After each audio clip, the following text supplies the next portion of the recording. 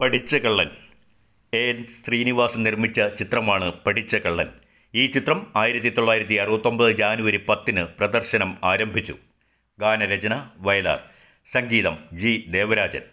പാടിയവർ Yesudas, CO ആൻഡോ, P Susheela, LR ഈശ്വരി. കഥ തിരക്കഥ SL പുരം Sadanandan.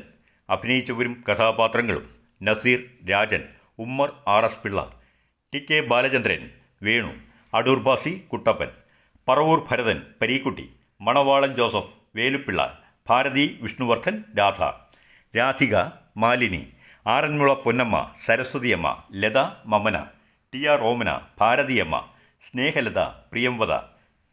Camera V Selvaraj. സംവിധാനം M കൃഷ്ണൻ നായർ. പട്ടണത്തിലെ പണക്കാരനായ RS പിള്ളയുടെ ജ്യേഷ്ഠൻ്റെ മകളാണ് മാലിനി. സുന്ദരനായ രാജൻ മാലിനിയെ പരിചയപ്പെട്ടു. സുന്ദരനായ അവനിൽ ആകൃഷ്ടയായ മാലിനി അവൻ്റെ ഭാര്യയാകാൻ കൊതിച്ചു.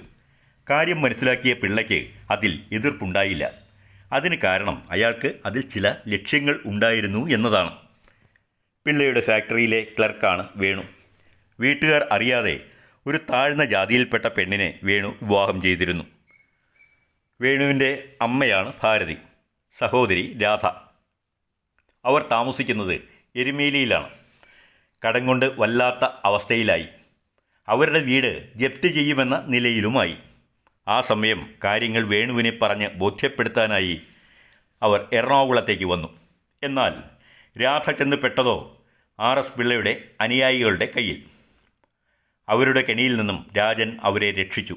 വിവരം വേണുവിനെ ധരിപ്പിച്ച ശേഷം രാധ എരുമേലിയിലേക്ക് മടങ്ങിപ്പോയി. തനിക്ക് കിട്ടുവാനുള്ള ശമ്പള കുടിശ്ശിക പിള്ളയോട് വേണു ചോദിച്ചെങ്കിലും കിട്ടിയത് ശകാരം മാത്രമായിരുന്നു.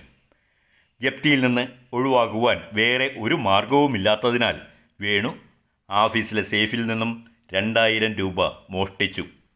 അതുമായി തപാൽ ഓഫീസിലെത്തിയ വേണുവിൽ നിന്നും രൂപ പോക്കറ്റടിക്കപ്പെട്ടു. വേണു ബോധരഹിതനായിപ്പോയി. പോക്കറ്റടിച്ചത് രാജനായിരുന്നു. രാജൻ കവർ തുറന്നു നോക്കിയപ്പോൾ കാര്യങ്ങൾ മനസ്സിലായി. താൻ മൂലം ഒരു കുടുംബം തകരുമെന്ന് കണ്ട രാജൻ തുക മടക്കി കൊടുക്കാനായി വേണുവിൻ്റെ വീട്ടിലെത്തി. എന്നാൽ വേണു ഹൃദയസ്തംഭനത്താൽ മരിച്ചു കഴിഞ്ഞിരുന്നു. രാജൻ രൂപയുമായി എരുമേലിയിലേക്ക് പോയി. രൂപ ഭാരതിയെ ഏൽപ്പിച്ചു. ജപ്തി നടപടികളിൽ നിന്ന് അവർ ഒഴിവായി. അപ്പോഴാണ് താൻ എറണാകുളത്ത് വച്ച് രക്ഷിച്ച രാധ വേണുവിൻ്റെ സഹോദരിയാണെന്ന് രാജൻ മനസ്സിലാക്കിയത്. വേണുവിൻ്റെ മരണത്തിൽ മനസ്സ് തകർന്ന അയാളുടെ ഭാര്യ മരിക്കാൻ ശ്രമിച്ചു. അതിൽ നിന്നും അവളെ രക്ഷപ്പെടുത്തി രാജൻ ആശുപത്രിയിലെത്തിച്ചു. ആയിടെ ഒരു ബാങ്ക് കൊള്ള നടത്തിയിരുന്നു. അതിലെ പ്രതി രാജനാണെന്ന് പോലീസ് കരുതി. എന്നാൽ പോലീസിൻ്റെ സംശയത്തിൽ നിന്നും RS പിള്ള രാജനെ രക്ഷിച്ചു. മാലിനിയെ വിവാഹം കഴിക്കാൻ പിള്ള ആവശ്യപ്പെട്ടു. ആദ്യം വിസമ്മതിച്ച രാജൻ പിന്നീട് അതിന് സമ്മതിച്ചു. രാധയെ പ്രണയിച്ചിരുന്ന അവൻ അങ്ങനെ പറയാൻ ചില ലക്ഷ്യങ്ങൾ ഉണ്ടായിരുന്നു. ബാങ്ക് കൊള്ളയെപ്പറ്റി രഹസ്യമായി അവൻ അന്വേഷിക്കാൻ തുടങ്ങി. ആ അന്വേഷണത്തിൻ്റെ പേരിൽ പല ദുർഘടങ്ങളെയും സംഘട്ടനങ്ങളെയും അഭിമുഖീകരിക്കേണ്ടതായും വന്നു അവന്. രാജൻ്റെ പ്രയത്നം വിജയിച്ചു.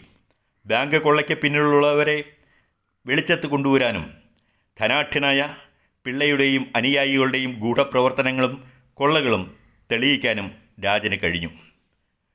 രാജന് പോലീസിൽ നിന്നും പുരസ്കാരം ലഭിച്ചു. എന്നാൽ തൻ്റെ ചില്ലറ കളവുകൾക്ക് രാജനും ചെറിയ ശിക്ഷ അനുഭവിക്കേണ്ടതായി വന്നു.